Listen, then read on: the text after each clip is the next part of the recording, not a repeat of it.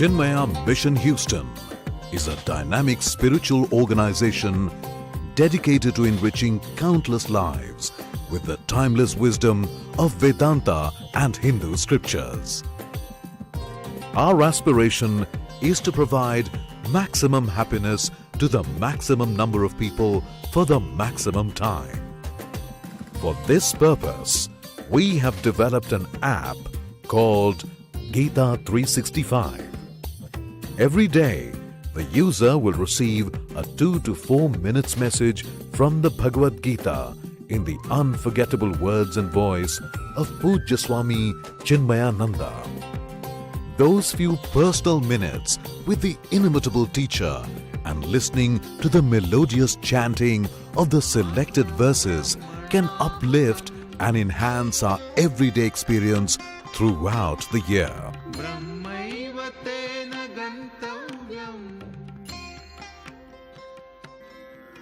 The Holy Gita tells the story of Arjuna, a prince trying to regain his rightful place in life.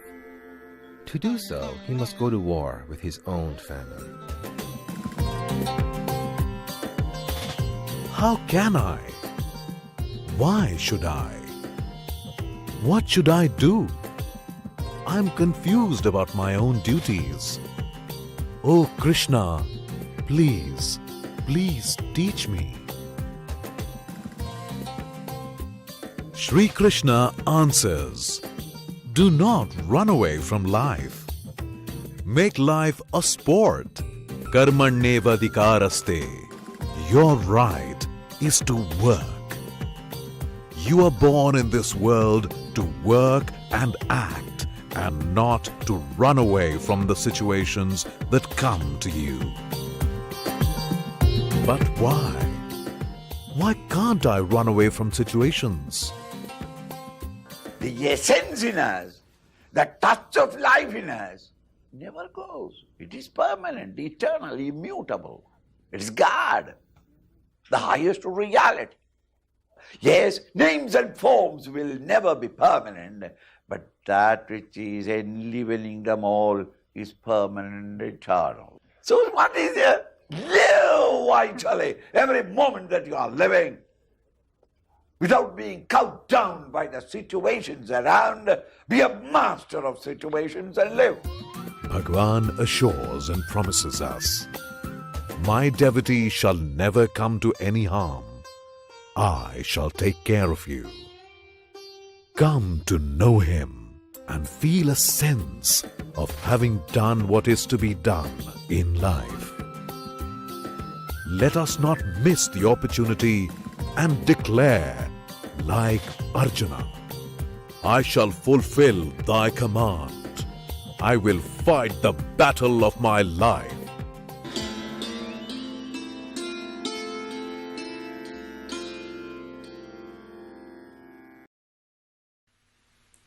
Hari Om everyone, I am Lizzie Ann and I currently stay in Germany. Gita has been a guiding line, a helping hand for me. Being myself, I am a person who dwells onto situations, problems that has been occurred in the past or in the present or also about the future. So I'm a person who kind of dwells onto situations. So Bhagavad Gita in a way has helped me to understand the importance, the idea of moving forward even when you don't have a solution to a problem. We as human beings, we face small, big, many kinds of problems in day-to-day life. We also have so many things that we achieve, like we have success, we have failure, we have heartbreaks, but we have to keep moving forward. This is life. So in a way, Bhagavad Gita has really helped me understand the idea of moving forward even when you don't have a solution to a problem, and even when it is not necessary always to have a solution. You have to sometimes move on without it. So yes, Bhagavad Gita has been really precious to me, and it has been really good to me, and it has helped me understand the importance of moving forward, even when just keep moving forward, just keep living your life.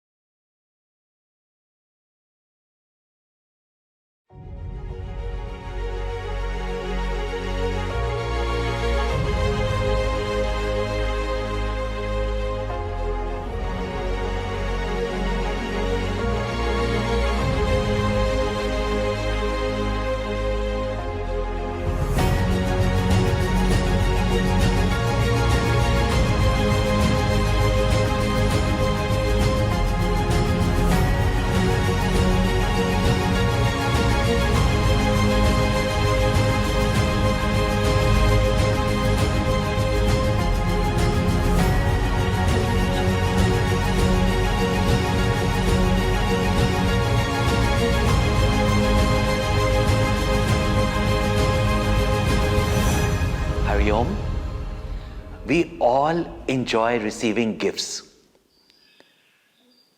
And this year, 2021, on the National Youth Day, we bring you a special gift. As youth, we enjoy being with our friends. A true friend is one who is with us not only during times of joy, happiness, but especially when we need them. Chinmaya Yuva Kendra brings to you a very special gift of friendship. That for life you can have this best friend. And we want a friend as not only a person whom we can confide in, enjoy with, who can understand us, but also one who will be with us as a guide without insistence. Gift. Geeta, an inspiring friend to treasure. A very special program from the 10th to the 12th of January for all the youth in various languages from all over the country. Happy Youth Day. Have a dynamic, productive, successful life. Hari Om.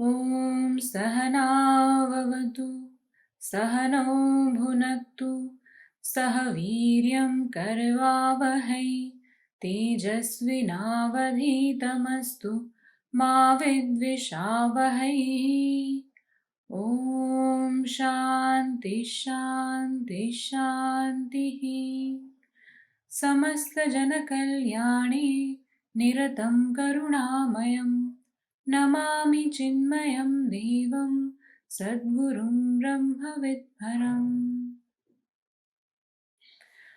ॐ पार्थाय प्रतिबोधितां भगवतां नारायणेन स्वयं व्यासेन ग्रथितां पुराणमुनिना मध्ये महाभारतम् अद्वैतामृतवर्षिणीं भगवतीम् अष्टादशाध्यायिनीम् अम्ब त्वामनुसन्दधामि भगवद्गीते भवद्वेषिणीम्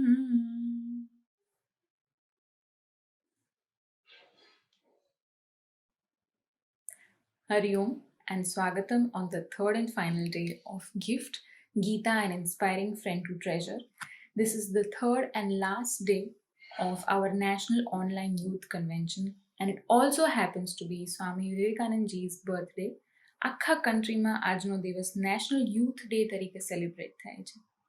તો જોઈએ આજે શું છે. Swami Swarupananji is the current head of Chinmaya Mission Worldwide. He is also the Chancellor at Chinmaya Vishwa Vidyapeeth Trust, which is the University for Sanskrit and Indic Traditions. He is the chairman of the Chinmaya International Residential School in Coimbatore. He is a rare voice that blends authenticity with accessibility, theory with self-practice, and logic with heart.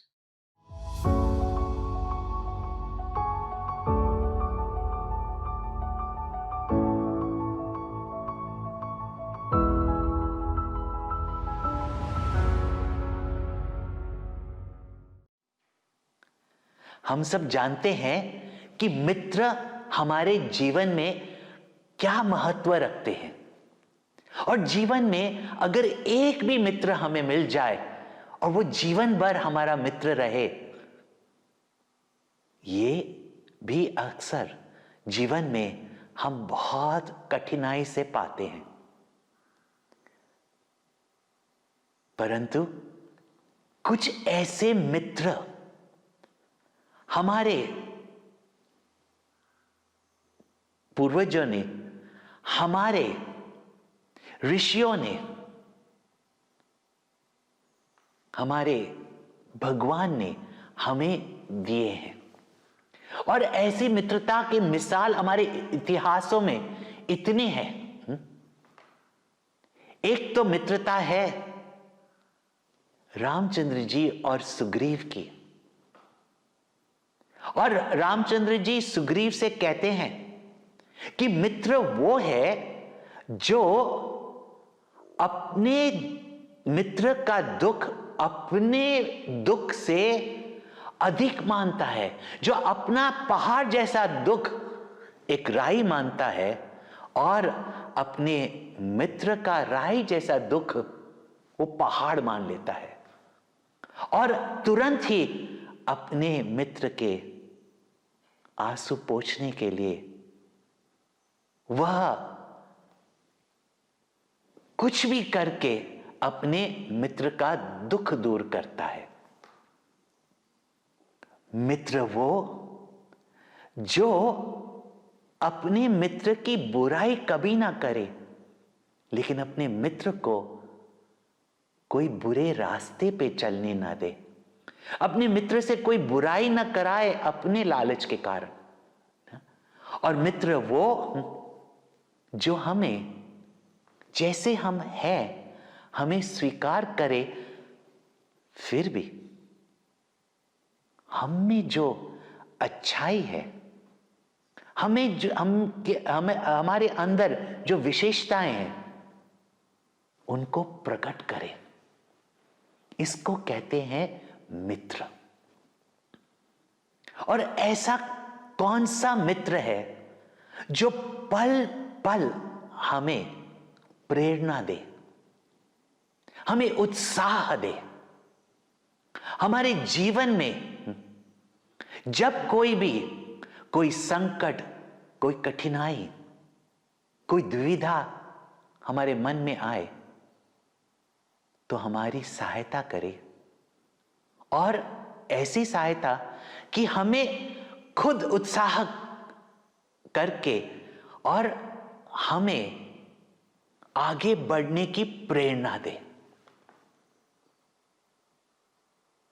हमारे भारत के कितने ही युवक हुए हैं और मित्रता की कितनी ही मिसालें हैं.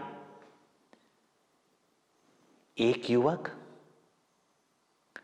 जो भारत माता की चरणों में समुद्र के बीच में कन्याकुमारी के एक चट्टान पर बैठकर ध्यान करने लगे कि मुझे जीवन में अब क्या प्राप्त करना है,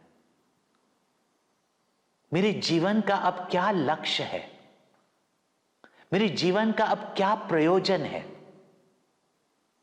और इस समय की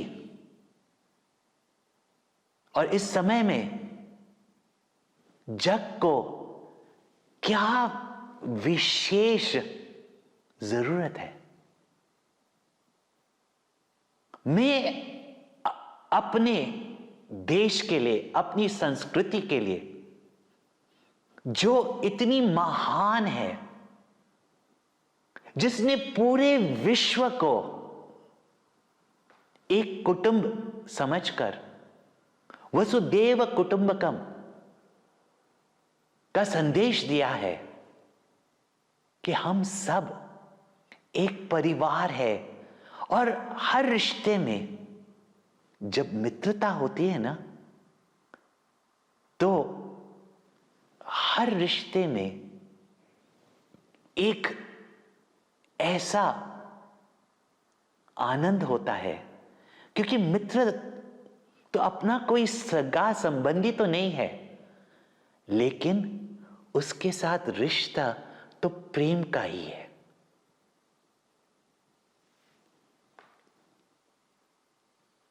कैसे मैं अपने देशवासियों को और पूरे जगत को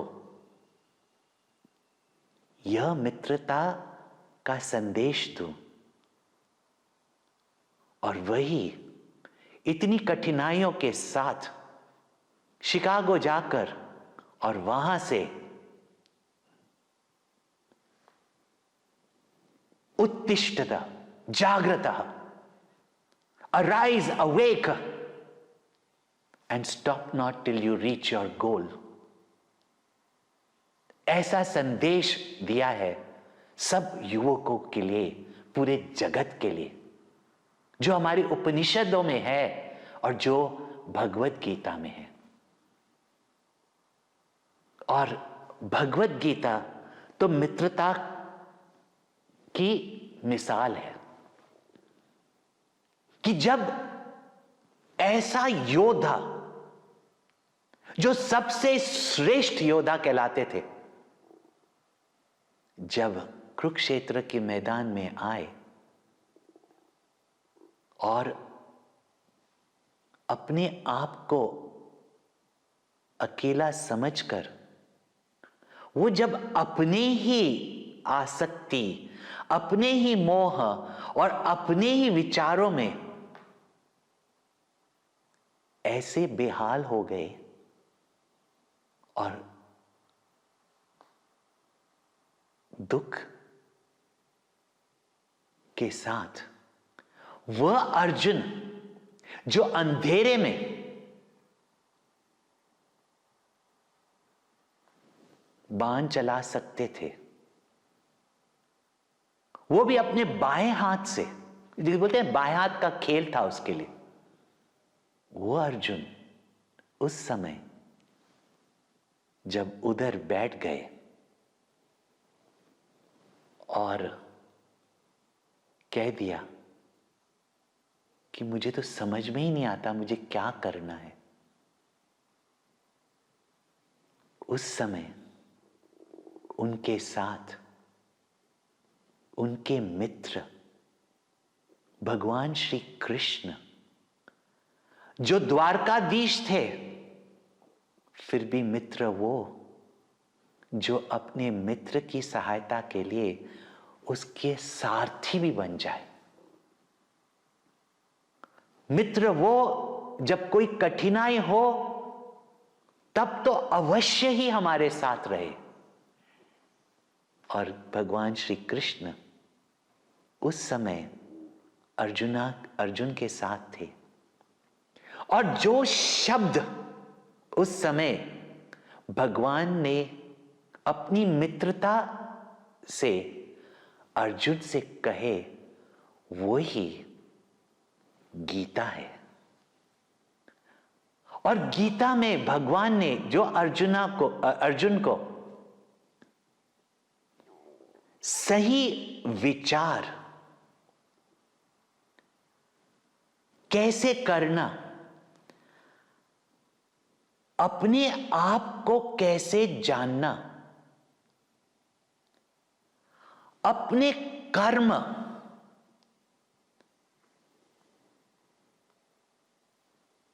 के ऊपर कैसे विचार करना और कैसे कर्म करना और अपने लक्ष्य को कैसे पाना और अपने जीवन में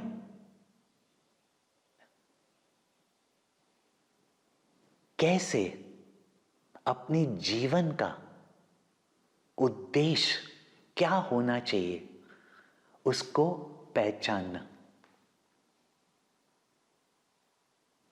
इसी भगवत गीता के ज्ञान से स्वामी विवेकानंद ने जाना उन्हें क्या करना है। और वही अर्जुन जो ऐसे शोक आकुल बैठ गए थे कि मैं कुछ नहीं कर सकता, मुझे तो पता ही नहीं मुझे क्या करना है, मेरा धर्म क्या है, मुझे क्या करना है, क्या सही है क्या गलत है और मैं कैसे कर सकता हूं, मैं नहीं कर सकता हूं ये सब।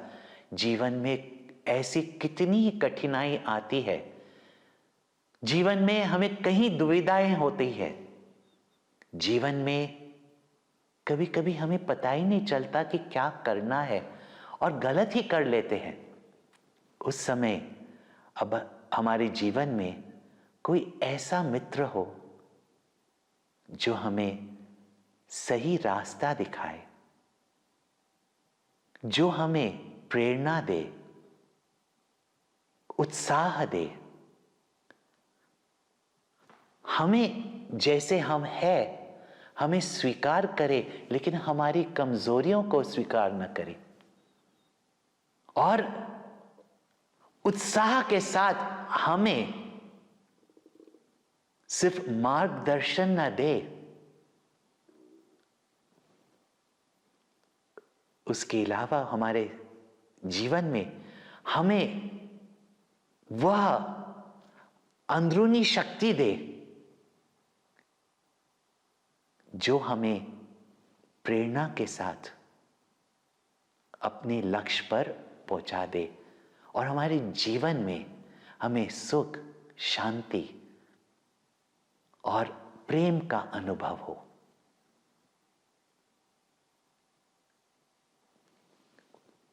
जहां भारत माता के चरणों में स्वामी विवेकानंद ने पूरे दुनिया को यह मित्रता का संदेश दिया, यह ज्ञान दिया, तो हिमालय की चोटियों पे, गंगा जी के तट पर भारत का एक और पुत्र जो आजादी की लड़ाई में जिन्होंने देखा कि धर्म के नाम पर कैसी लड़ाई हो रही है, कैसे लोगों को बिखरा रहे हैं लोग ना, कैसे देश का बंटवारा कर दिया, जब जाना कि भगवत गीता में वह ज्ञान है जिसमें सही मात्रा में धर्म क्या है और हम कैसे अपने जीवन में अपनी पहचान करके अपना कर्तव्य जाने कि अगर हम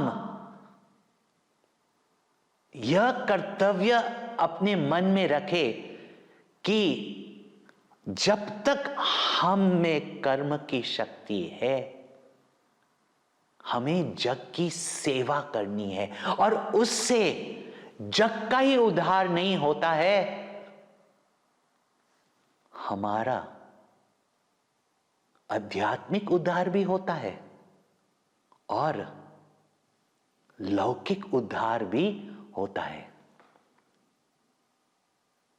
जब गंगा तट पे उन्होंने अपने गुरु श्री स्वामी तपोवन जी महाराज से यह ज्ञान प्राप्त किया और वह युवक ने सोचा कि गीता के बारे में लोग जानते ही नहीं। और ऐसा ज्ञान का भंडार है,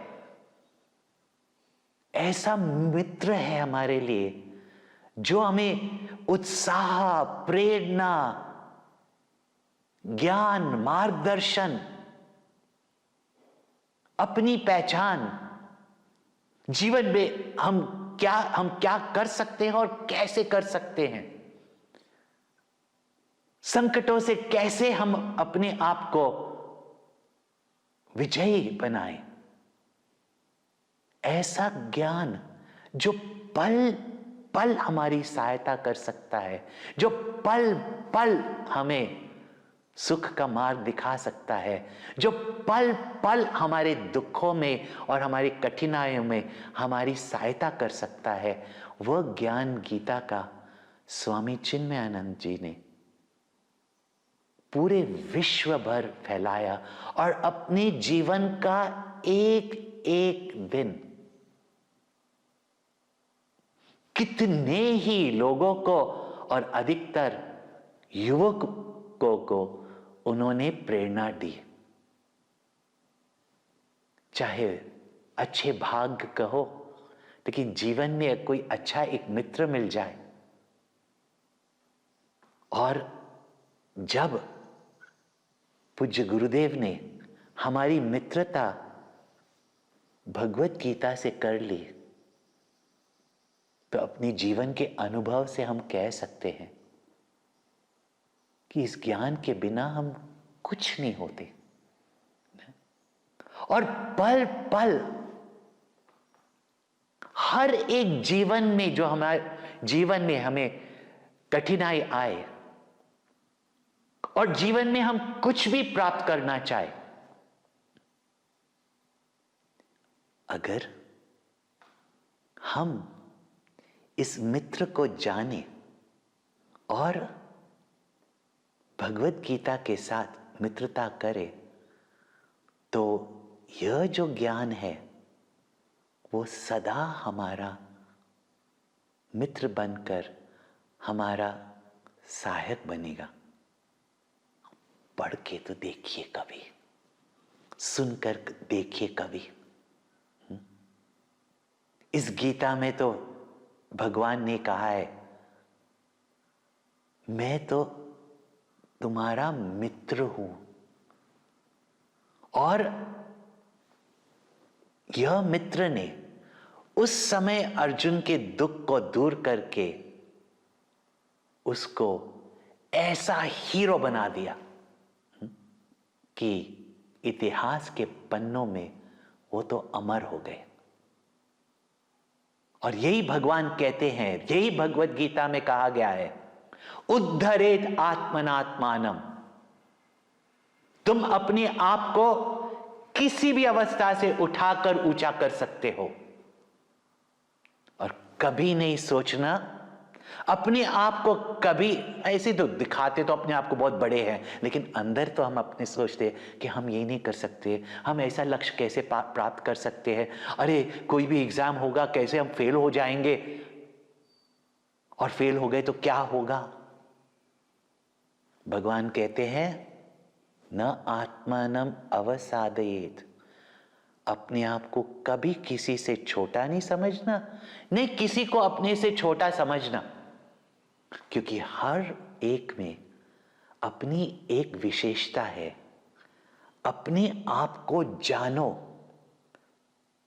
और मित्र है जो हमें वो सहायता करता है जिससे हम अपने आप को एक्सेप्ट कर सके, अपने आप को स्वीकार कर सके और अपने आप को जान सके, और जाने कि हम में भी बहुत सारी शक्तियां हैं, बहुत सारे हमारे में टैलेंट है, बहुत सारे हम में एबिलिटीज है।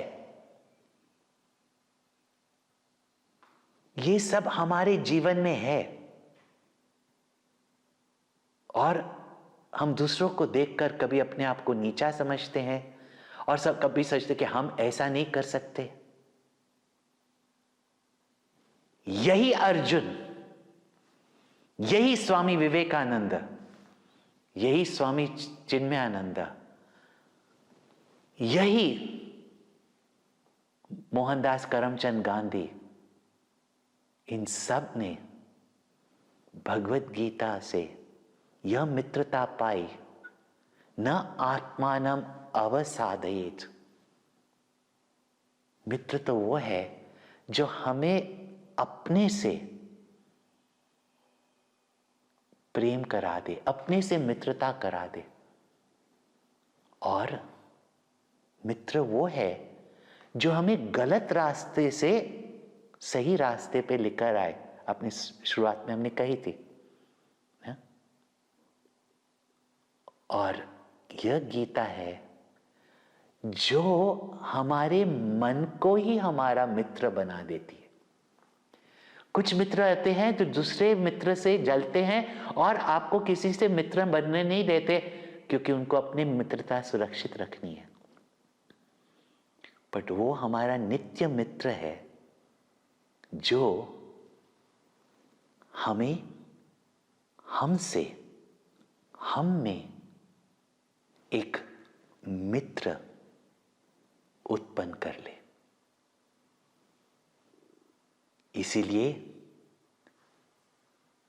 ये नेशनल यूथ डे पे हमने यह कन्वेंशन किया है इस मित्रता के लिए। और यह जो भगवत गीता है, पूज्य गुरुदेव स्वामी चिन्मयानंद जी के कमेंट्री के साथ, भाष्य के साथ, जो भगवत गीता में ने हम सबको हमारे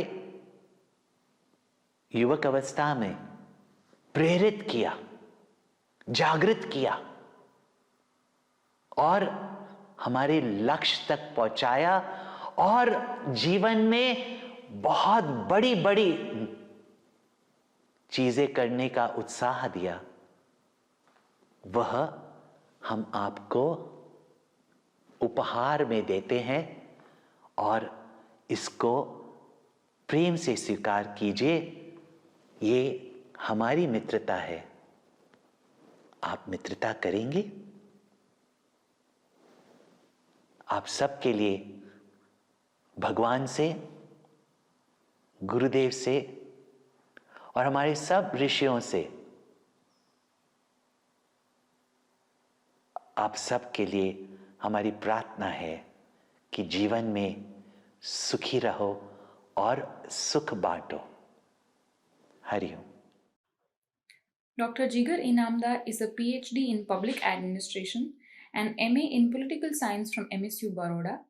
He is associated with Swami Vivekananda Gujarat State Youth Board, Ministry of Youth Affairs, and is the former State General Secretary of Government of Gujarat.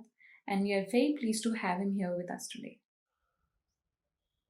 12 जनवरी 2021 को हम सबके प्रेरणा स्रोत, भारत को विश्व पटल पर अपनी एक अलग छवि बनाने के लिए, जिन्होंने अपने ज्ञान के माध्यम से, अपने धर्म के माध्यम से, अपने विचारों के माध्यम से एक अलग प्रकार का स्थान देने का प्रयास किया था, ऐसे स्वामी विवेकानंद जी के जन्म के 158 वर्ष पूर्ण हो रहे हैं। उनका 159वां जन्मदिन चिन्मय मिशन का चिन्मय युवा केंद्र विशेष रूप से मना रहा है। 10, 11 और 12 जनवरी को एक अलग प्रकार की गिफ्ट आप सबके सामने प्रस्तुत हो रही है। एक अलग प्रकार का उपहार जो हमारी ही संस्कृति के अंदर छिपा हुआ है। हमारी ही संस्कृति के अंदर छिपे हुए इस उपहार को, गिफ्ट को आप सबके सामने प्रस्तुत करने का एक स्तुत्य प्रयास परम पूज्य स्वामी चिन्मयानंद जी के आशीर्वाद, मार्गदर्शन और प्रेरणा से आप सबके सामने प्रस्तुत होने जा रहा है। गिफ्ट ये सिर्फ उपहार तक सीमित नहीं है। गिफ्ट यानी Gita, an inspirational friend to treasure. Gita ji, Bhagavad Gita, Shrimad Bhagavad Gita एक ऐसा प्रेरणादायी मित्र है जो एक अलग प्रकार की ट्रेजर की ओर, एक अलग प्रकार के खजाने की ओर हमको ले जाने का दिशा निर्देश करता है।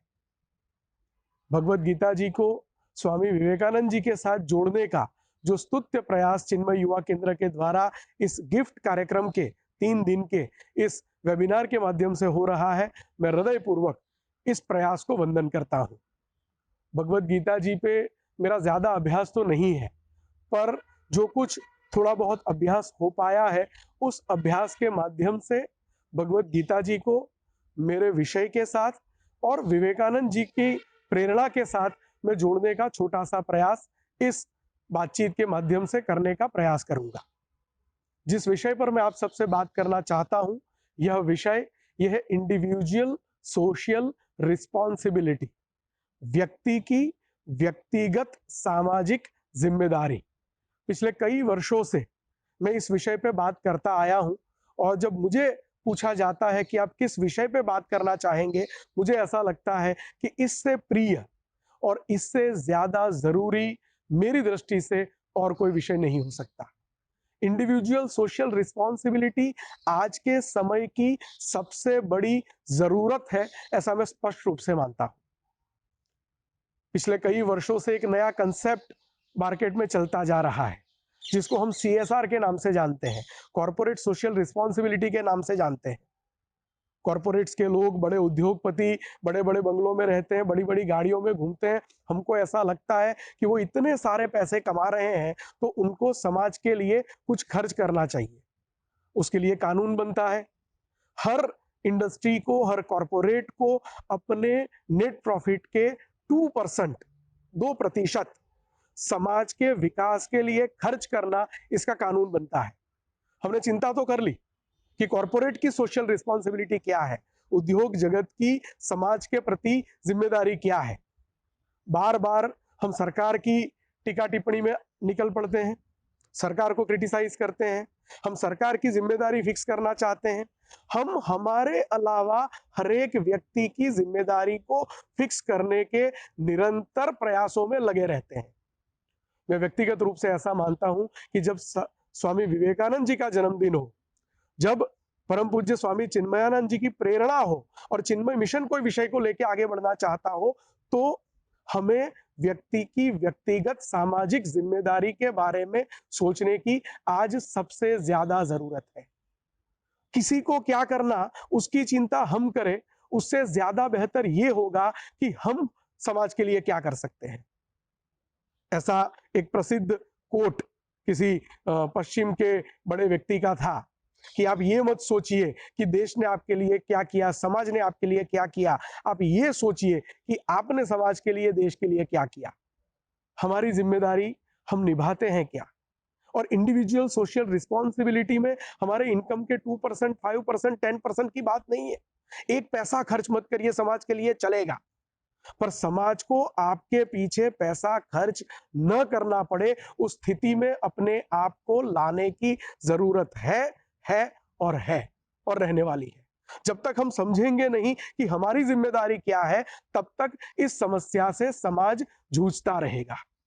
हम मानव हैं, प्रभु ने हमको मानव का अवतार दिया है, और मानव का यह अवतार प्राप्त करते हुए जब मानव जीवन हम जी रहे हैं, एक मानव के रूप में, मनुष्य के रूप में, हमें अपनी जिम्मेदारियों का एहसास कराने की जरूरत है। कोई ट्रैफिक सिग्नल पे जाना और उस सिग्नल को न तोड़ना, यह भी अपनी व्यक्ति की व्यक्तिगत सामाजिक जिम्मेदारी का एक पार्ट है। कहीं रोड पे ना थूकना, रोड पे कचरा ना फेंकना। मैं कई बार कहता हूं कि देश के प्रधानमंत्री लाल किले से और कोई पॉलिसी के बारे में बात करने से पहले भारत को स्वच्छ करने की बात करें। स्वच्छ भारत को एक मूवमेंट का स्वरूप देना पड़े। आजादी के इतने वर्षों बाद स्वच्छता अगर हमारा स्वभाव नहीं बन पाया है, तो कहीं ना कहीं हम व्यक्तिगत रूप से हमारी व्यक्तिगत सामाजिक जिम्मेदारी में से कहीं ना कहीं पिछड़ गए। स्वामी विवेकानंद जी क्या थे?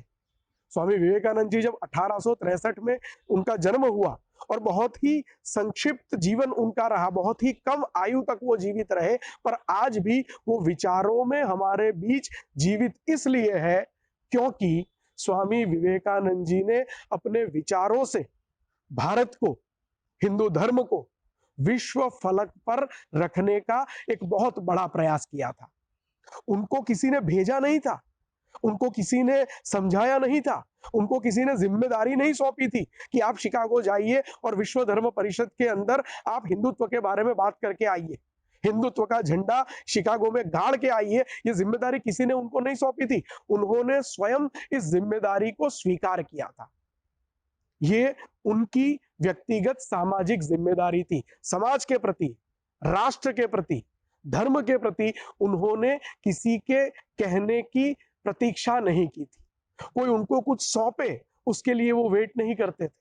उन्होंने अपनी जिम्मेदारी के रूप में स्वीकार करते हुए युवाओं को और पूरे समाज को एक नई दिशा देने का प्रयास किया था। और मैं स्पष्ट रूप से मानता हूं कि स्वामी विवेकानंद जी का पूरा जीवन कहीं ना कहीं व्यक्तिगत सामाजिक जिम्मेदारी का सबसे बड़ा उदाहरण है। 12 जनवरी उनका जन्मदिन है, उनके जन्म के 158 वर्ष पूर्ण हो रहे हैं और उनके जीवन के इतने वर्ष पूर्ण होने के बाद भी अगर स्वामी विवेकानंद जी हमारे बीच इतने ही प्रस्तुत हैं तो ये कहीं ना कहीं उनके व्यक्तिगत सामाजिक जिम्मेदारी में उन्होंने किया हुआ अपना समर्पण है। मित्रों, स्वामी चिन्मयानंद जी के बारे में हम सब जानते हैं, चिन्मय मिशन के बारे में हम सब जानते हैं, चिन्मय मिशन की प्रवृत्तियों के बारे में हम सब जानते हैं। आपको क्या लगता है, जो साधु संत मिशन के साथ जुड़ते हैं, जो कार्यकर्ता मिशन के साथ जुड़ते हैं, क्या उनको कोई घर से निमंत्रित करने के लिए जाता है कि आपको इस काम में जुड़ना चाहिए? वो स्वयं प्रेरणा से समाज के लिए कुछ करने का प्रयास करते हैं, कुछ करने का विचार करते हैं और विचारों को विचार तक सीमित न रखते हुए समाज के लिए निरंतर अपने आप का, अपने जीवन का समर्पण करने के लिए वो प्रयासरत है। मैं वंदन करता हूं उनके उस प्रयासों से और उनके उस प्रयासों से कहीं ना कहीं हमें प्रेरणा लेने की जरूरत है। हम हमेशा प्रतीक्षा करते हैं कि कोई आए, हमको कुछ सौंपे, हमको कुछ कहे और हम वो काम करें। काम हमारी स्वयं प्रेरणा से क्यों नहीं हो सकता? और आज विवेकानंद जी के जन्मदिन को, विवेकानंद जयंती को भगवत गीता के साथ जोड़ा गया। गिफ्ट शब्द, ऐसा एक बढ़िया सा इन्वेंशन हुआ, Gita, an inspirational friend to treasure, एक अमूल्य खजाने की ओर, एक ऐसा प्रेरणादायी मित्र जो हमारे ही संस्कृति में छिपी हुई बातों को हमारे सामने रखने का प्रयास करता है। मैंने शुरुआत में कहा कि गीता जी का मेरा ज्यादा अध्ययन नहीं है, परंतु जो कुछ समझ पाया हूं, कुछ मित्रों से बात करने के बाद जो कुछ ध्यान में आया, मेरे विषय को भगवत गीता जी के साथ मैं कनेक्ट करने का प्रयास करता हूं। विवेकानंद जी 158 वर्ष पहले व्यक्ति की व्यक्तिगत सामाजिक जिम्मेदारी का एक उदाहरण देके गए। आज से 5000 वर्ष पहले भगवान श्री कृष्ण ने अपनी व्यक्तिगत सामाजिक जिम्मेदारी को अपने सामने, हम सब के सामने रखने का प्रयास भगवत गीता जी के द्वारा किया था। कृष्ण और अर्जुन का संवाद माना गया है और कृष्ण और अर्जुन के संवाद में सैकड़ों श्लोक हैं। हर एक श्लोक का अपना अपना अर्थ है और अपना अपना अर्थघटन है। कोई एक व्यक्ति जिस अर्थ का जो अर्थघटन करता है, वही श्लोक का कोई और व्यक्ति दूसरा अर्थघटन भी कर सकता है। हम जितने अर्थ ढूंढने का प्रयास करेंगे उतने अर्थ हमको मिलते जाएंगे। जीवन का हर एक अर्थ इस भगवत गीता के श्लोक के हर एक शब्द के अंदर छुपा हुआ है, ऐसा मैं व्यक्तिगत रूप से मानता हूं। 2 श्लोक आप सबके साथ मैं शेयर करना चाहता हूं। 2 ऐसे श्लोक हैं जो मेरे विषय के साथ सीधे कनेक्ट होते हैं। हो सकता है 100 से ज्यादा श्लोक कनेक्ट हो, 200 से ज्यादा श्लोक कनेक्ट हो। वो 100-200 श्लोक आपके सामने रखने का समय नहीं है, परंतु जो 2 श्लोक, उस श्लोक का अर्थ मैं आप सबके सामने रखना चाहता हूं। जो तीसरा अध्याय है, गीता जी के तीसरे अध्याय का श्लोक 20 और श्लोक 24, ये दोनों श्लोक कहीं ना कहीं जिस विषय पे मैं आप सबसे बात कर रहा हूं उस विषय के साथ सीधे कनेक्ट होते हैं। भगवत गीता जी के अध्याय 3 के श्लोक 20 के अंदर जो विषय हमारे सामने रखने का प्रयास किया गया, वो विषय था, जनक जैसे राजाओं ने केवल नियत कर्मों को करने से ही सिद्धि प्राप्त की, अतः सामान्य जनों को शिक्षित करने की दृष्टि से तुम्हें कर्म करना चाहिए। सामान्य जन को शिक्षित करने के लिए हमारा शिक्षक होना यह जरूरी नहीं है।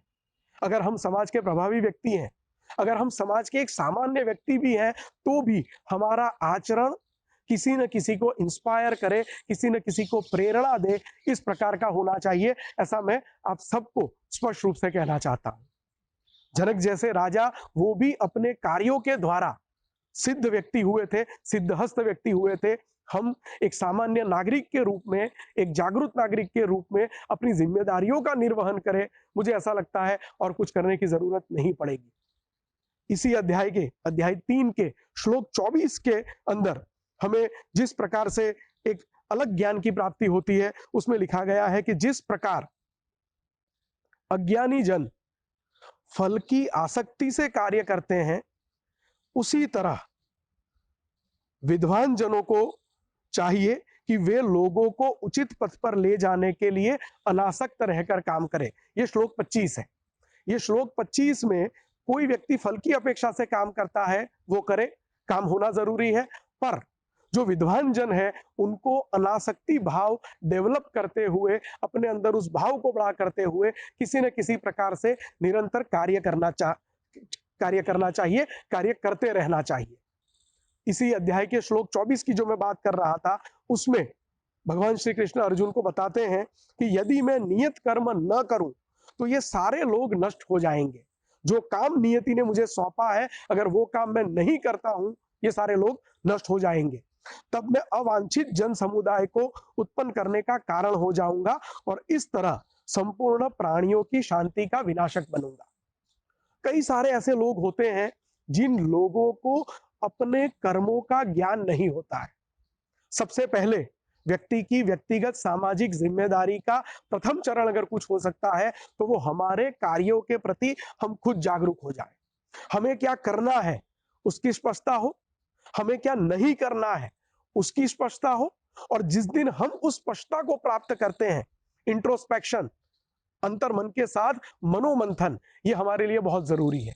और इस मनोमंथन के द्वारा कहीं ना कहीं अगर हम उस सत्य की तरफ आगे बढ़ने का प्रयास करते हैं, उस सत्य को प्राप्त करते हैं कि हमारी जिम्मेदारी क्या है, हमें क्या करना है, हमें क्या नहीं करना है, इस क्लैरिटी के को हम जब पा लेंगे, तब दूसरा चरण ये आएगा कि हम किसी और को जागरूक करें। अर्जुन के रोल में आज हम हैं, हमें खुद जागरूक होना है। भगवान कृष्ण अपने शब्दों के स्वरूप में, भगवत गीता के रूप में हमारे साथ आज भी हैं, सदियों से हैं और सदियों तक रहने वाले हैं। इसी भगवान श्री कृष्ण के शब्दों का आचमन करते हुए, गीता जी का अभ्यास करते हुए हम जागरूक हों और किसी और के जागरूक होने में हम निमित्त बने। भगवान श्री कृष्ण अर्जुन को जागरूक करने के लिए निमित्त बने, पहले अर्जुन का रोल निभाए और फिर भगवान कृष्ण का रोल निभाने की दिशा में हम आगे बढ़े। आज 12 जनवरी के उपलक्ष्य में चिन्मय मिशन के चिन्मय युवा केंद्र के इस गिफ्ट इनिशिएटिव के उपलक्ष्य में राष्ट्रीय युवा दिवस मनाया जाता है 12 जनवरी को। उस उपलक्ष्य में जो युवा है वो यूथ सोशल रिस्पॉन्सिबिलिटी के बारे में सोचे, जो शिक्षक है वो टीचर सोशल रिस्पॉन्सिबिलिटी के बारे में सोचे, जो उद्योग जगत का व्यक्ति है वो उद्योग की सामाजिक जिम्मेदारी के बारे में सोचे, कोई सफाई कामदार है वो अपनी जिम्मेदारी के बारे में सोचे। हर एक व्यक्ति अगर अपनी जिम्मेदारी के बारे में सोचते हुए अपनी जिम्मेदारियों का निर्वहन करता जाएगा, मुझे नहीं लगता कि समाज में कहीं पे किसी भी प्रकार की कोई समस्या रहने का कोई गुंजाइश, कोई स्कोप नहीं रहता है। हम अपनी जिम्मेदारियों को समझे, जिम्मेदारियों को समझते हुए, जिम्मेदारियों का निर्वहन करते हुए अपने समाज को और ज्यादा मजबूत बनाने का प्रयास करें। यही आज के दिन आप सबको मेरा निवेदन हो सकता है। इस इतने बड़े समुद्र जैसे समाज के एक छोटे से अंश के रूप में, छोटे से अंश के रूप में जो कुछ मैं कर सकता हूं करने का प्रयास करता हूं, और आप सब भी अपनी अपनी जिम्मेदारी समझते हुए कुछ ना कुछ करने का प्रयास करें। यही निवेदन के साथ, यही विनती के साथ, यही विचार और भावना के साथ मैं अपनी बात आप सबके सामने पूर्ण करता हूं। मेरी बात को यहाँ पर मैं विराम देने का प्रयास करता हूं। आप सभी स्वामी विवेकानंद जी को, आदरणीय परम पूज्य स्वामी चिन्मयानंद जी को, भगवान श्री कृष्ण के इन शब्दों को अपने जीवन की प्रेरणा बनाए, यही अपेक्षा के साथ आप सबका धन्यवाद।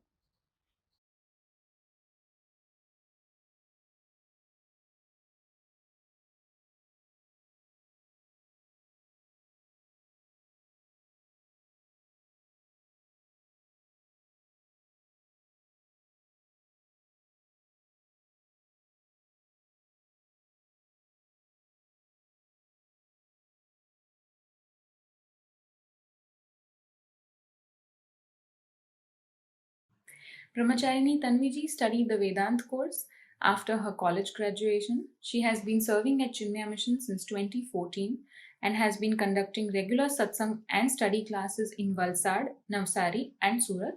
Her topic today is on the importance of Bhagavad Gita in the life of a youngster. So let's see what she's saying to us. ओम श्री चिन्मय सद्गुरवे नमः. આપણને જીવનમાં શું જોઈએ છે એના પર આજે વિચાર કરીએ. જો યંગસ્ટર્સ હોય તો એમને સારી ડિગ્રી જોઈએ, નોકરી જોઈએ, ઘર જોઈએ, બધું જ જોઈતું હોય છે.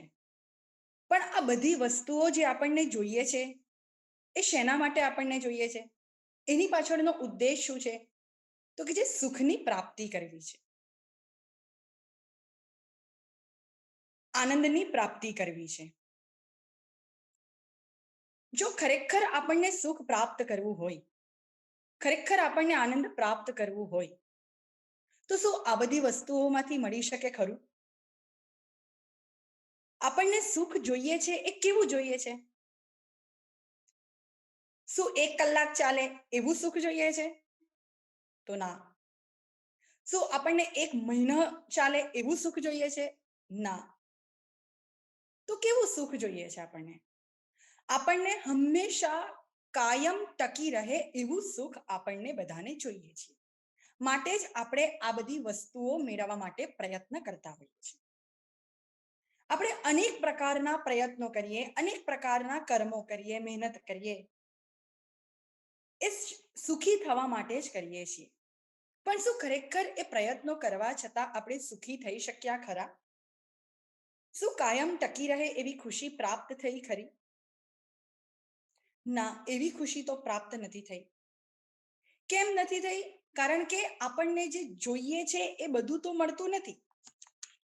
ખુશી થવા માટે, આનંદ થવા માટે આપણી પાસે કેટલી બધી શરતો હોય છે. આપણને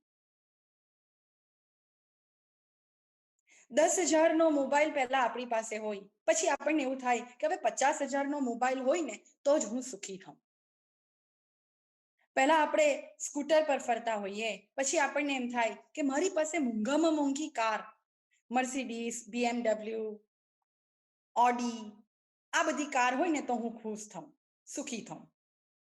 ફેસબુક, વોટ્સઅપ વાપરતા હોઈએ તો એમાં કોઈકે લાઈક કરી કે ના કરી તો આપણે સુખી દુઃખી થઈ જઈએ છીએ.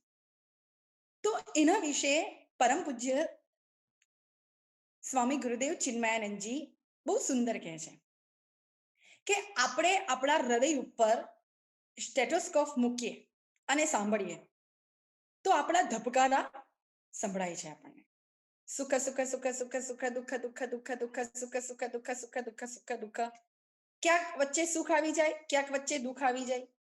એટલે આપણું જીવન કેવું છે? તો કે છે કભી ખુશી કભી ગમ જેવું છે. ક્યારેક સુખ, ક્યારેક દુઃખ, ક્યારેક સુખ, ક્યારેક દુઃખ.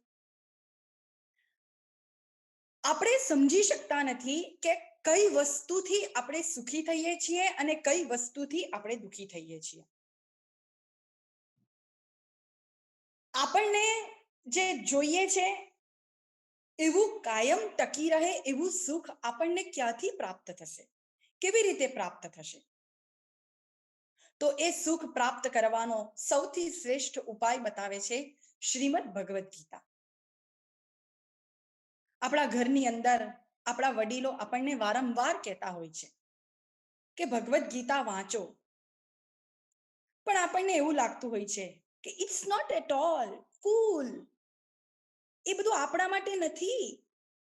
અત્યારે તો અમારી લાઈફ એન્જોય કરવાની છે, પિક્ચર જોવાની છે, હરવા ફરવા જવાની છે, ખાવાઓ પીઓ અને મજા કરો, એ લાઈફ છે. શું અત્યારે ભગવદ્ ગીતા ભણવાની લાઈફ છે અમારી? તો ચલો ખાઓ પીઓ અને મજા કરો. પણ શું તમે ખાઓ પીઓ અને મજા કરો છતાં પણ શું તમે મજા માણી શક્યા ખરા? આપણને ખરેખર મજા મળી ખરી? એના માટે આપણું મન પણ પહેલા તો તૈયાર હોવું જોઈએ. ખાઓ પીઓ અને મજા કરો એના માટે પણ આપણી કેટલી બધી શરતો હોય છે. સૌપ્રથમ પહેલા તો પૈસા જોઈએ ભોગવવા માટે, પછી સ્વાસ્થ્ય હોવું જોઈએ. પૈસો પણ આપણી પાસે છે, સ્વાસ્થ્ય પણ આપણી પાસે છે, આ બધું જ હોય, પણ આપણું મન ઠેકાણે ના હોય તો 50,000 મોબાઈલ પણ શું તમને સુખ આપી શકે ખરું? પિક્ચર પણ તમે જુઓ છો, પણ શું તમે એનાથી આનંદ માણી શકો ખરા? નથી માણી શકતા, આપણે મજા નથી કરી શકતા. એટલે જો આપણું મન ઠેકાણે ના હોય તો સૌથી અગત્યની વસ્તુ એ છે કે પહેલા તો આપણે આપણા મનને યોગ્ય રીતે કેળવણી આપવી જોઈએ. અત્યારે જે આપણે જીવી રહ્યા છે એ આપણે મનના ગુલામ, મનના નોકર બની અને જીવી રહ્યા છે. મન જેમ કહે તેવું આપણે કરીએ છીએ.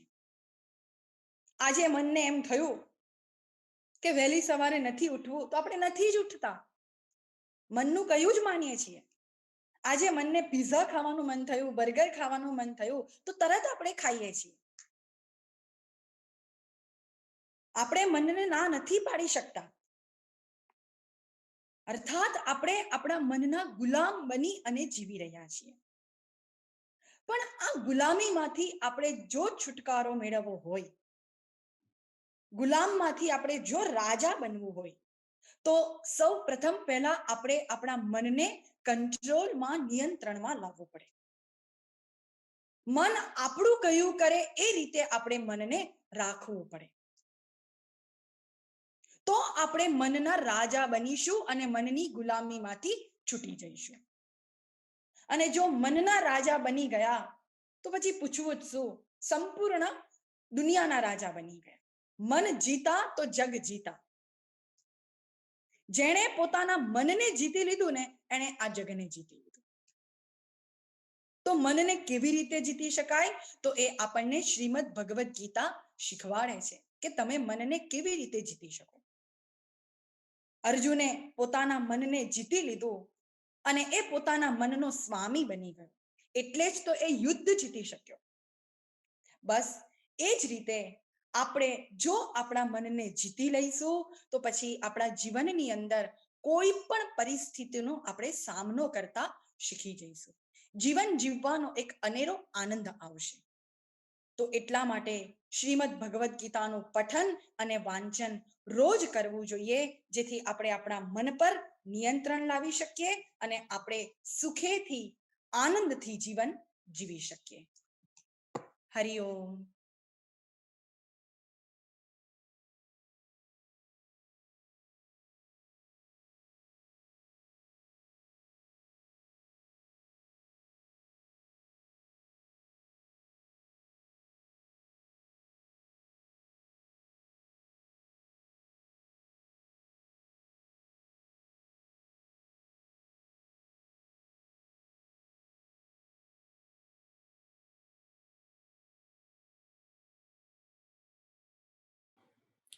Sri Siddhartha Devi represented India at World Youth Peace Summit in Malaysia and also at Young Leaders 1 Degree Asia at Singapore. He is a research fellow on essence of Indian parliamentary values, debates, decorum, discipline, and democracy. He has contributed to alternate dispute resolution between Israel and Arab countries. He is also an avid quizzer. જે ફ્રેન્ડને આપણે આટલા દિવસથી શોધી રહ્યા છે એ friend વિશે એ વાત કરવાના છે, તો ચલો સાંભળીએ. હરિઓમ, નમસ્તે. At the outset, I would like to congratulate Chinmay Yuva Kendra, Chinmay Mission, and under the divine blessings of Pujya Gurudev, that they have started GIFT initiative. GIFT, that is Gita, an inspiring friend to treasure. Treasure that you can have all your life. Treasure to share amongst your friends. Vyaye krute vardhate eva nityam. A treasure that increases the more you share and distribute. As Param Kripalu Bhagavan shared in the 18th chapter, Ya idam paramam guhyam mad bhakteshva vidhashyati bhaktim maim parankrutva mame vaishyatya sanshayah. Those who teach this most confidential knowledge, paramam guhyam. Even further in the 63rd shlok, Lord says, guhyat guhyam, the secrets of the secret knowledge. Those who teach this most confidential knowledge, paramam guhyam knowledge, amongst my devotees, perform the greatest act of love, and they'll come to me without doubt. So, my dear friends, the opportunity to engage ourselves in devotion is a special blessing of God. But the opportunity to help others engage in devotion is an even bigger blessing, which attracts the special grace of God. Whenever we share something good with others, we benefit from it too. When we share whatever knowledge we have with others, by grace, our own knowledge increases as well.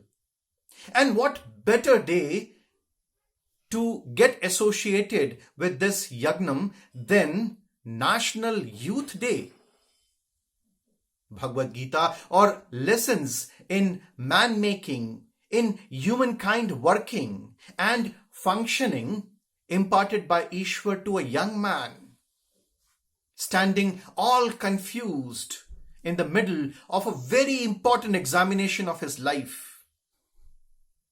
So, my dear friends, this is an address and a guhyat guhyam jnanam, secrets of the secret knowledge, to the young audience. So, ladies and gentlemen, Devyo Sajjano, gift, that is Gita, an inspiring friend to treasure, is an awesome gift to the youth of our great nation, Bharat. No other book or no other scripture has influenced Gandhiji and shaped his character and transformed his life as profoundly and as permanently as did the Bhagavad Gita. Among several books that he has read, amongst several texts that he has gone through, Gita alone became an unfailing source of strength and solace to him in the darkest hours of his life. As a spiritual reference book, the Gita was not only his constant companion, it was Mahatma Gandhi's eternal mother, whom Swayam Gandhiji, he has esteemed even more than his earthly mother. My dear young friends, one of the greatest contributions of Bharat to the world is Bhagavad Gita, which is considered to be one of the first revelations from God. It is the essence of Upanishads and a complete guide to practical life. It provides all that is needed to raise the consciousness of person to the highest possible level. To motivate Arjun, the young warrior, the young man who's standing before the most important, the most crucial examination of his life, the young man who got mentally disturbed upon seeing those which are his near and dear ones, whom he is supposed to fight in the war of Kurukshetra. And Lord Krishna told him to perform his duty, his dharma. In the 18th chapter, Bhagavad Gita, one discovered wonderful management guidelines which are applicable even today. It's all summarized in those 18 chapters. The general principles of effective management can be applied in every field, the differences being mainly in the application than in principles. Again, effective management is not limited in its application only to business or industrial enterprises, but to all organizations. Whether you're working in a non-governmental organization, whether you're working as a manager in a corporate body, or you could be working in a government setup, lessons of Bhagavad Gita are valid, applicable to you, not only in your workplace, but even in your day-to-day life. What could be manager's function And if I may sum it up, forming a vision and planning the strategy to realize such vision, cultivating the art of leadership, motivating your subordinates.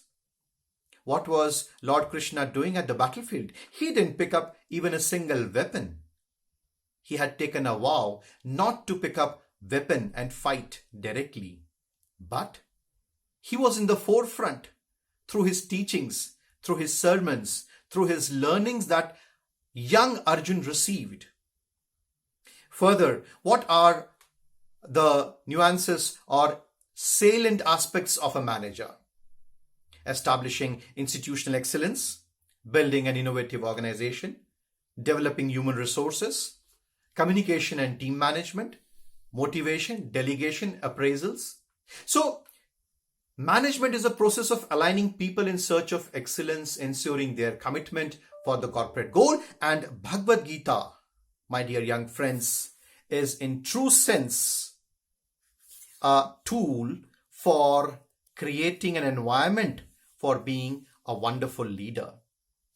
So the critical question in every manager's mind is how to be effective in his or her job. And Bhagavad Gita suggests one should always try to manage oneself. The manager must reach a level of excellence and effectiveness which sets him apart from those whom he is managing. When we talk about work commitment, and the popular verse that comes to my mind is in the second chapter, 47th shlok. Karmanyevadhikaraste ma phaleshu kadachana ma karma phalhetur bhurma te sangestva karmani. Bhagavad Gita advises detachment from the fruits or results of actions performed in the course of one's duty, being dedicated towards the work. What it means is working for the sake of work, generating excellence for its own sake.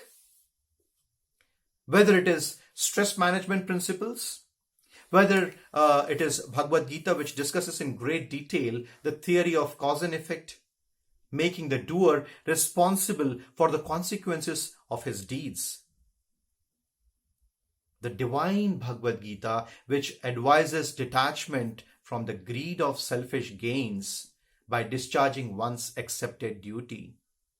It does not absolve anybody of consequences arising from the discharge of his responsibilities. My dear young friends, last but not the least, I'll again go back to the 18th chapter, 63rd shlok. And this is one of the most beautiful shlok.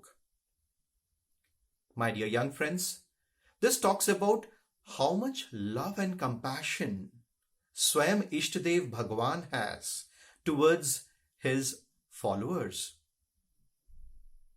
I think this is pretty much exemplifying the kind of love, the kind of affection each and every teacher must have towards his or her pupils, towards his or her students.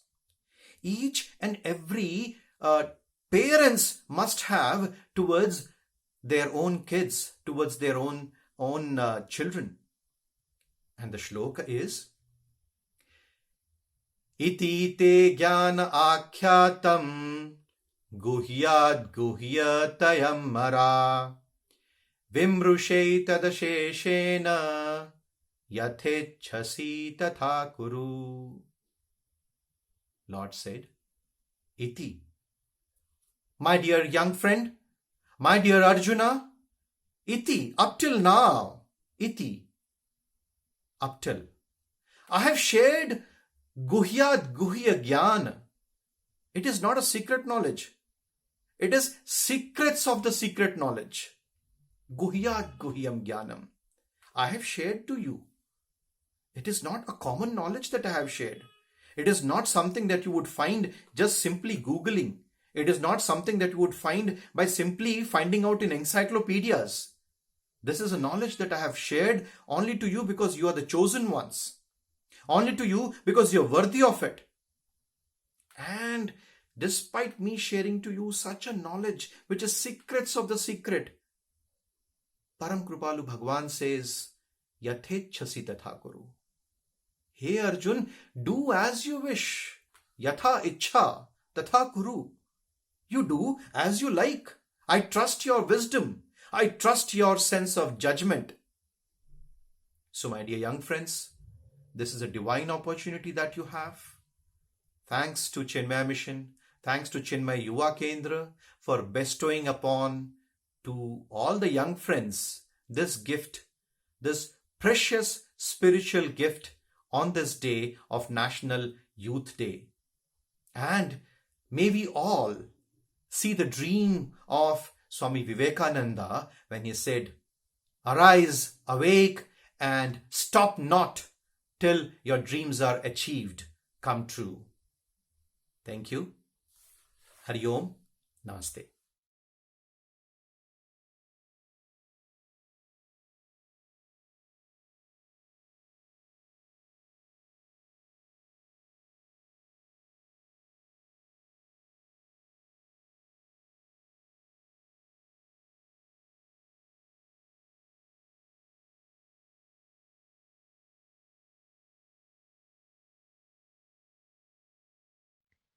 Hari Om.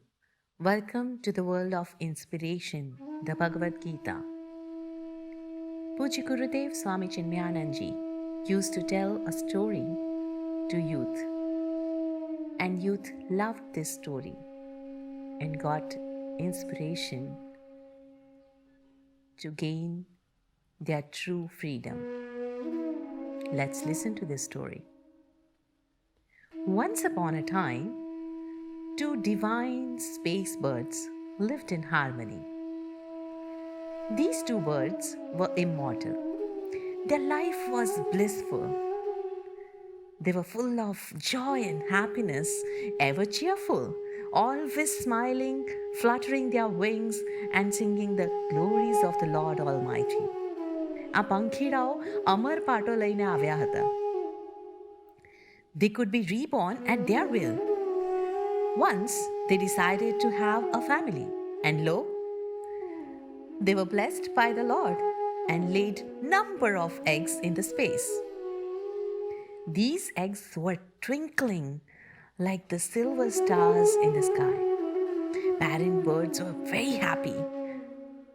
The mother bird was attached and looked after these eggs day and night. The mother bird was worried after a few days and anxious about the delay in eggs getting hatched. Then, one fine day, she saw cracks and she beamed with joy. From thousands of eggs, chicks started popping out and began chirping. This chirping was like divine music to mother's ears. The little ones only had their heads out. The body was still in the eggshell. They were enjoying this experience. This little freedom gave them immense joy and found it better than completely being in the shell. But they could not identify with the mother bird, as she looked very different with wings, feathers, and legs, and she did not have shell at all to protect herself. Suddenly, there was a movement in space. The gravitation force was pulling all these eggs down. The father bird realized this and informed the mother bird immediately. And mother bird suddenly realized there was too little time. Her worry was if they don't break their shells and fly, they would lose the golden opportunity and life would be wasted like any ordinary creature. So she told her children, "Children, dear children, listen to me, listen to me. We are divine birds and we should fly freely in space, singing the songs of infinity. Freedom is in coming out of the shell. Nothing will happen if you come out of your shell. In fact, you will find only and only your true freedom, full freedom. Therefore, kick the shell, close your eyes, and spread the wings. Fly high, my dear children. Kick the shell, close your eyes, spread the wings, and fly high. The chicks did not want to leave the comfort of the shell. They did not want to come out. One of the chicks said, "We don't have wings." The other said, "When we can see such beautiful things, why should we close our eyes?" The other one said, "Don't listen to her, she keeps on blabbering." And the other one said, "Our heads are feeling cold, but the body in shell so warm and comfortable. So let's not listen to her." The mother bird prayed and pleaded to chicks once more. "Come on, my dear children, break your shell. Close your eyes, spread your wings, and fly high." The chicks were not in mood. The two chicks, out of thousands of them, heard trusted mother bird and dared to kick their shell. They closed their eyes, looked within, and they found the beautiful wings. They spreaded their wings and tried to flutter them. Initially they went down, but soon they got their balance and they flew high in the sky. Looking at this, Mother Bird was thrilled, and she had some hope that some might follow them, and some did follow them. So they flew high. Alas, there were many more who did not listen to Mother Bird. She kept on shouting at the top of her voice, "Come on, my dear children, gather your courage, kick the shell, look within, close your eyes, and you shall find beautiful wings of creativity. Spread them and fly high. You are divine birds. You can achieve anything you want. Please kick the shell." And some heard. Those who heard gathered the courage. They flew high and reached their potential successfully. And those who did not follow Mother Bird ended their precious life just like any ordinary creature. Just like that, Bhagavad Gita, like the Mother Bird, guides us and tells us to come out of our comfort zones and find the true joy within ourselves and spread the wings of creativity and achieve the success in any endeavor, be it in any field. Let's listen to her and follow her message. Hari Om.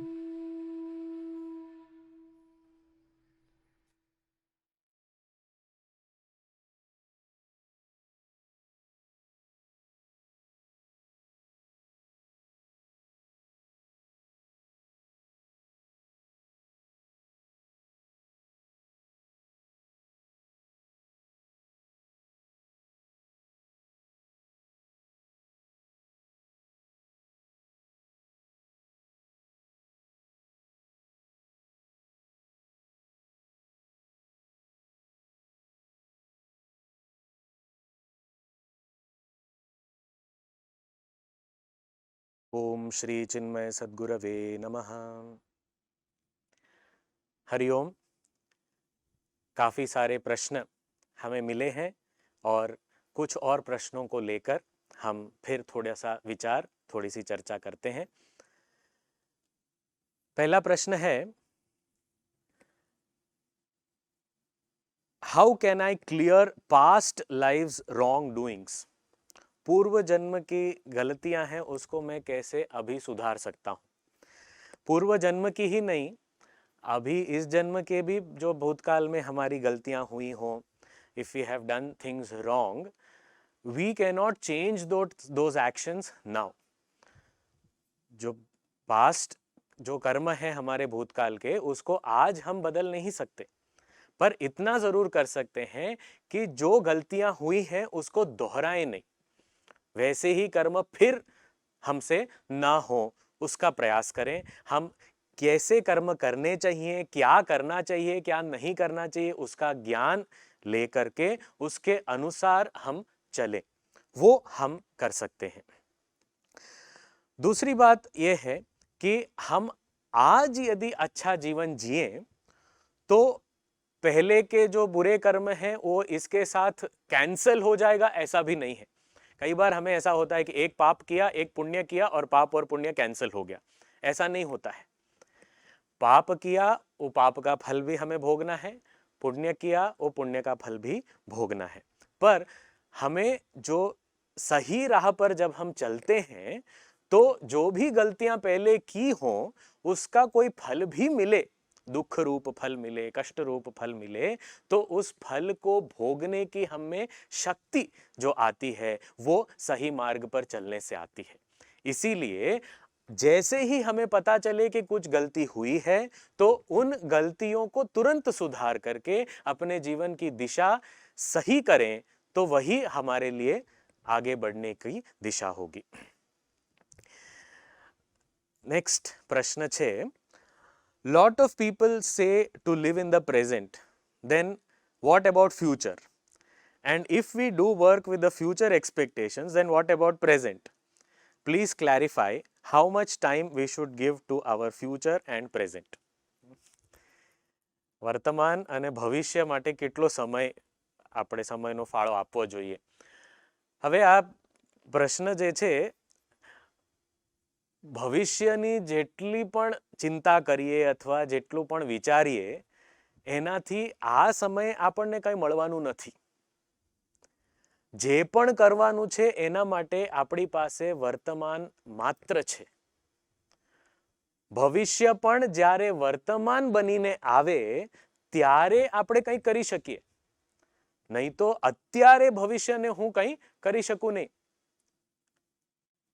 જેમ ભૂતકાળમાં પણ અત્યારે આપણે કંઈ કરી શકતા નથી, એ જ રીતે ભવિષ્યમાં પણ આપણે કંઈ અત્યારે કરી શકવાના નથી.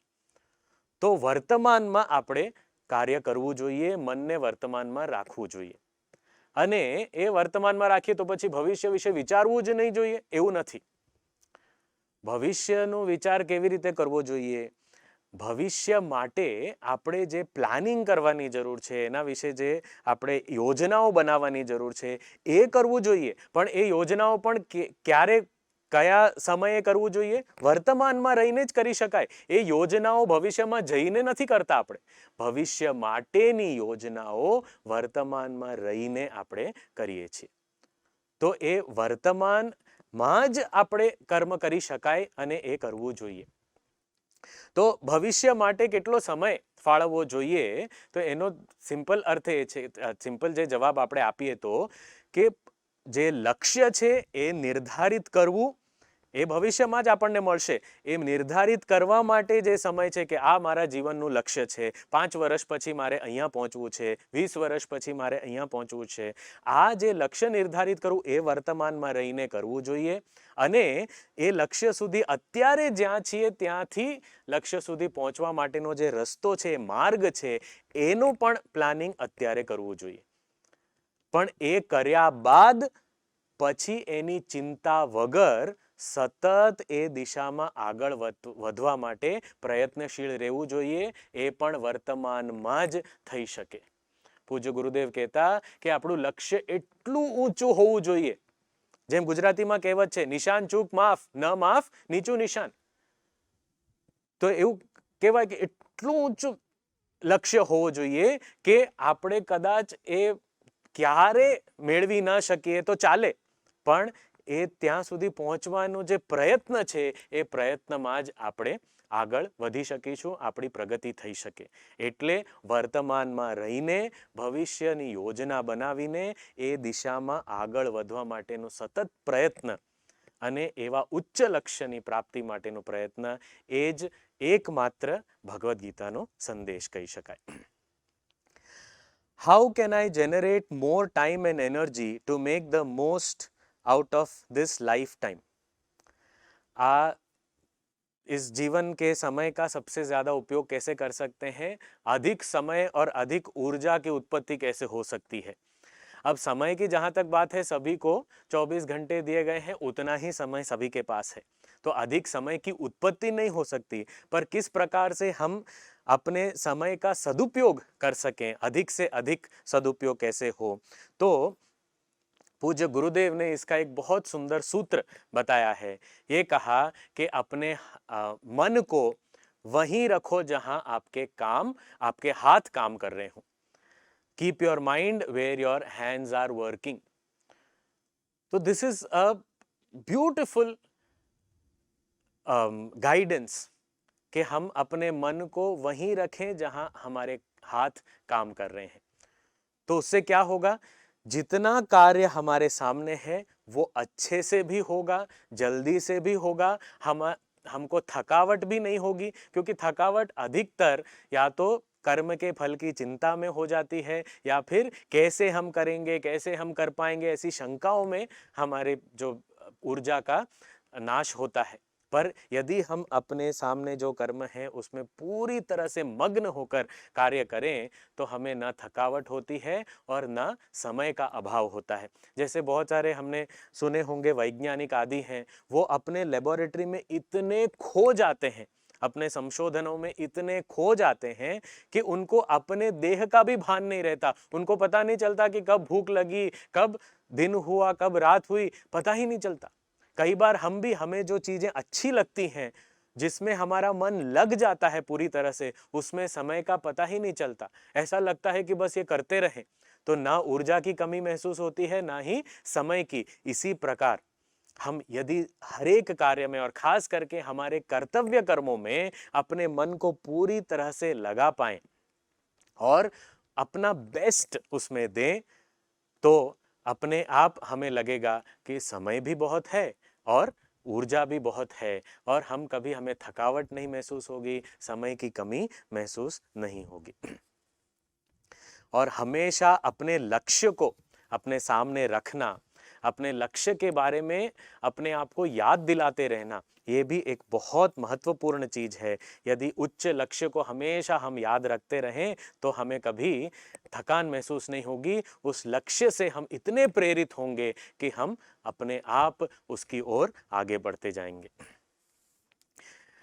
Next question is, how can one take maximum benefit of the Bhagavad Gita? Bhagavad Gita का सबसे अधिक लाभ कैसे लिया जा सकता है? Many of us have a copy of our Bhagavad Gita in our altar, sometimes covered with some cloth and lying there maybe since generations, and we may have not known also what that book is, and we must be doing some aarti and putting some flowers there. That is not the best benefit of Bhagavad Gita. Of course, Bhagavad Gita is worshipful, she is mother, but when we open the book, read, reflect and live, that is the greatest benefit. पूज्य गुरुदेव ने ये भगवद गीता को समझाते हुए बहुत सुंदर दी होली गीता पुस्तक जो है उसको बहुत आधुनिक भाषा में, सुंदर युवाओं को समझ में आए ऐसी शैली में प्रस्तुत किया है पूरी भगवद गीता के ज्ञान को। हम सबको ये एक मौका है कि इस भगवद गीता से हम परिचित हों इस माध्यम से, और जितना हम पढ़ करके उसे अपने जीवन में जी पाएं, उतना ही हमें इस भगवद गीता का लाभ भी होगा। पूज्य गुरुदेव कहते थे कि रोज एक एक श्लोक पढ़ें, उस पर विचार करके उस दिन उस श्लोक से जो हमें सीखने को मिला उसे जीने का प्रयास करें, उसे कार्यान्वित करें उस ज्ञान को। इसी प्रकार रोज एक एक श्लोक पढ़ते रहें, तो ही हम में वो जो परिवर्तन है हमें दिखती है। पूज्य गुरुजी स्वामी तेजोमयानंद जी ने बहुत सुंदर सूत्र दिया है, ये भगवद गीता का लाभ कैसे हम ले सकते हैं, श्रेष्ठ लाभ। तो उन्होंने 4 शब्दों में कहा, चैंट, स्टडी, नो, लिव। इस भगवद गीता को गाना सीखें, फिर उसके अर्थ को पढ़ें, अध्ययन करें उसका, उसे जानें और जानकर उसे जिएं। यही श्रेष्ठ जो लाभ है भगवत गीता का। Why is it only me whom many problems occur to, even though I don't think bad for others? Why me? पूज्य गुरुजी कई बार कहते हैं कि ये 3 शब्द हैं वो हमारे जीवन में हमेशा रहते हैं। जब बच्चे होते हैं तो हम कहते हैं टेल मी वाई, फिर थोड़े बड़े होते हैं तो हमें लगता है कोई मुझे कुछ नहीं कहे तो हम कहते हैं वाई टेल मी, और फिर जब और बड़े होते हैं और बहुत सारे प्रॉब्लम्स देखने लगते हैं तो हम कहते हैं अरे ओ गॉड टेल वाई मी। तो ये इन 3 शब्दों से हमारा जीवन समाप्त हो जाता है। तो ये वाई ओनली मी ऐसा प्रश्न है यहाँ पर कि मुझे ही सारे दुख क्यों मिलते हैं, सारे तकलीफें क्यों होती हैं, मैं तो किसी के बारे में कुछ बुरा नहीं सोचता। तो इस चीज को समझने के लिए अलग अलग तरीके से हम समझ सकते हैं। एक तो ऐसी बात है कि कुछ बुरा हुआ या अच्छा हुआ ये भी बहुत सापेक्षिक है। It is a very relative term. Good thing happens to me, bad thing happens to me, it is relative in nature. So if something bad has happened, I think it is bad, but maybe after a while I look at it, I feel it is good. And whenever we look back in our own lives, things that we did not like at a point of time, today we think about them, we feel it was such a great blessing. So good and bad are only our mind's understanding. It is only a very relative term, but ultimately we understand that things turn out for the best. So nothing bad ever happens. Second thing is, if I keep on thinking, oh, bad things are happening to me, bad things are happening to me, my mind is constantly occupied with that victim thought that I am the victim of this situation, I am the victim of the world, I am victim of life, then all the time anything that comes, even good things come, I always look at it as bad. A man was very hungry. He was, wanting food, he was looking for food. Somebody gave him a big platter of food. He saw that platter of food and he started crying, oh, so much, how will I eat now? Now that also becomes a problem. So if I only look at everything as these bad things are happening to me, problems are coming to me, I see even opportunities as limitations or problems. So I need to also be open. I need to also look at the blessings that are hidden in all apparent adversities. And another thing is, I also need to understand, if a situation has come to my life, it is the best possible thing to happen that I can make use of it to grow in my own life. So any situation that comes to me is a stepping stone to take me towards my goal, to help me grow more. So this opportunity, we need to look at every such incident as an opportunity. In spite of that, we say, no, things are very bad, I am not able to think this way also. Then we need to learn to shift our attention to Bhagwan and say, Bhagwan, you are not unjust. You love me and you are not incapable. You are all powerful.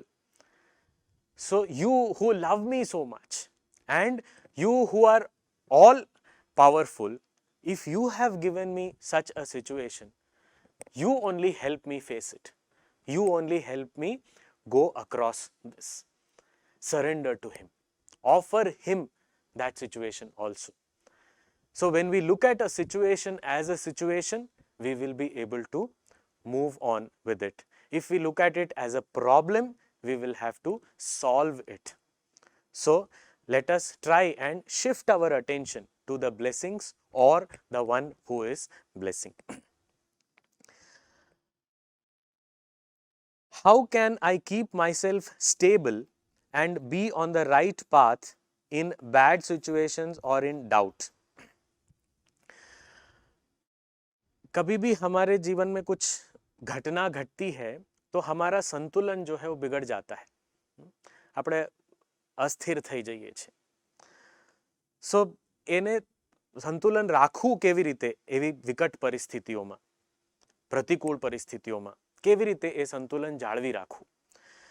તો એના માટે એક વસ્તુ છે કે એ જે પરિસ્થિતિને આપણે જે પ્રતિકૂળ કહીએ છીએ એ પ્રતિકૂળતા જે છે એ શેના સંદર્ભમાં પ્રતિકૂળતા છે? હું કોણ છું જેના સંદર્ભમાં આ પરિસ્થિતિ પ્રતિકૂળ થઈ ગઈ? So, with respect to the situation, who am I? With respect to my environment, who am I? What is my role? What is my identity? હું કોણ છું એને સમજવું, મારા રોલને સમજવું અને મારી રેસ્પોન્સિબિલિટીને સમજવું. તો જે પણ એ સમયે હું કોણ છું, આ પરિસ્થિતિના સંદર્ભમાં શું મારી જવાબદારી છે આને કંઈ બદલવાની, તો હું કર્મ કરું. જો મારી જવાબદારી નથી તો હું કોઈની મદદ કરું જેની જવાબદારી હોય. અને જો એ પણ ન શક્ય હોય તો હું મારા જે શુભ વિચારો મોકલું, પ્રાર્થના કરું. આ રીતે ઘણી બધી રીતે હું આ કરી શકું. અને બીજી વાત એ પણ છે કે જ્યારે મારી આજુબાજુ સારા લોકો, સત્પુરુષો, સારા વિચારોવાળા જે હંમેશા હોય એવા સંગમાં હું રહું. એટલા માટે આપણા શાસ્ત્રો કહે છે સત્સંગમાં રહેવું. તો સત્સંગમાં જ્યારે હું રહું તો એના લીધે એનો પ્રભાવ મારા ઉપર જે પડે છે એનાથી જ હું સંતુલન જાળવી શકું છું. વિકટ પરિસ્થિતિમાં પણ, પ્રતિકૂળતામાં પણ એ સંતુલન મારામાં હોઈ શકે જ્યારે આસપાસ મારા લોકો જે છે એ લોકો પણ સંતુલિત પ્રકારના હોય તો. અને બીજી વાત કે જો અપેક્ષા પ્રમાણે કોઈ પરિસ્થિતિ ન ઘટે, if something turns out to be different from or opposed to our expectations, it also teaches us very important thing of not expecting or expecting the worst.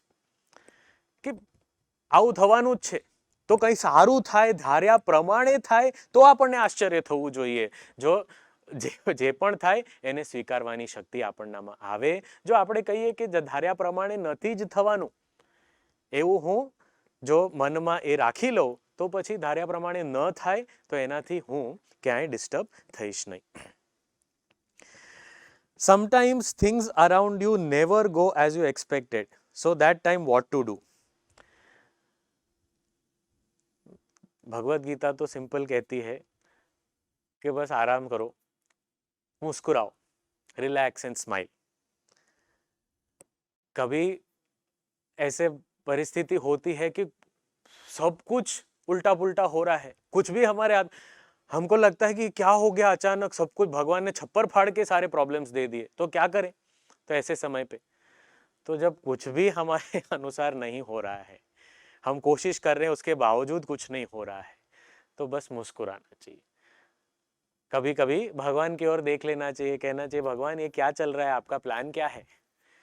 शायद मुझे समझ में नहीं आया कि आप किस दिशा में काम कर रहे हो, इसीलिए मैं कोशिश कर रहा हूँ कि मैं उल्टी दिशा में जाऊं, पर आपकी दिशा मुझे बता दो, आपका प्लान बता दो, तो उसके अनुसार मैं भी उस कार्य में लग जाऊं. तो इस प्रकार हमें इस जो कुछ हो रहा है तो उसके साथ बहने का भी हमें प्रयास सीखना है उसको करने के लिए. Is it necessary to worship God every day? I mean, I believe in God, but I don't worship every day. That's why I am asking. We use a lot of different objects, our gadgets, phones, we have our vehicles, cars, scooters, etc. So all these different things that we use, what do we do with them? Do we say, yes, these are, I use them, I get happiness out of them, but I don't do anything? What happens if we don't charge our phone? We use, but after that charge drains, then after that, if I don't charge at all, I need to charge it. My vehicle is there, I need to maintain it. I need to give it some kind of attention and care. I need to spend time with these instruments that I use. So similarly, our mind also is an instrument that we are using. But does it not need some kind of maintenance? Does it not need some kind of charging up? That charging up is prayers. That charging up is worship. So this is one way of looking at it. Second thing is, if let us say we provide things और we get provided by our parents. हमारे माता पिता हमको बहुत सारी चीज़ें खरीद के देते हैं, हमारी जो उपयोग की चीज़ें हैं, हमको जो हमारी इच्छा की चीज़ें हैं, वो सब हमको मिलता है। अब ये सब चीज़ें जो हमें मिलती हैं, उसका कोई हम आभार प्रकट करते हैं, उसकी कृतज्ञता व्यक्त करते हैं? जब हम एक बार भी अपने माता पिता को या जो भी हमें देता है, हमारे मित्र हैं, उनको एक आभार हमारे दिल से प्रकट करते हैं, तो वो कितने प्रसन्न होते हैं। और उनकी प्रसन्नता से हमें और भी ज्यादा खुशी मिलती है। उस वस्तु से तो खुशी मिलती है, पर देने वाले की प्रसन्नता से और ज्यादा आनंद मिलता है। तो इसी प्रकार हमको ये शरीर, मन, ये दुनिया, सब कुछ किसने दिया है? उस ईश्वर की आराधना जब करते हैं, उसके साथ भी थोड़ा समय बिताते हैं, उसको भी हमारे मन के आभार प्रकट करते हैं, if we express our gratitude in form of this worship. Bhagavan is not dependent on our worship, but if we express our gratitude in the form of our worship, it fulfills us, it makes us more happy, it makes us more capable of facing the challenges and being happy and successful in life. And therefore it is very beautiful act of a daily routine of worshipping. So we must try that and do that. Last question, which is the best way to help someone? अभी इस संदर्भ में प्रासंगिक रूप में यदि कहा जाए तो best way to help someone is gift them the holy Gita. Gita, Bhagavad Gita itself is a gift to treasure. हमारे लिए friend, an inspiring friend to treasure. तो वो इस गिफ्ट को और लोगों तक पहुंचाना और लोगों में ये जो सकारात्मक विचार हैं उसको बढ़ाना, to spread positivity, to spread this beautiful knowledge among people. So gift this gift, and that is what is the best way to help someone. All the best to everyone and a very happy National Youth Day. Hari Om, Namaskar. Thank you for joining us in this 3-day celebration of knowledge, self-discovery and forging new friendships. May we always have Bhagavad Gita as our best friend. We will wait for your feedback, suggestions, questions and anything that you'd like to share with us. So thank you again for joining, and we are deeply grateful to the entire team who has made this event possible and to all of you who took part in it. Om Purnamadah Purnamidam Purnat Purnamudachyate Purnasya Purnamadaya पूर्णमेवावशिष्यते. ओम शांति शांति शांतिः. हरिः ओम. श्री गुरुभ्यो नमः. हरिः ओम.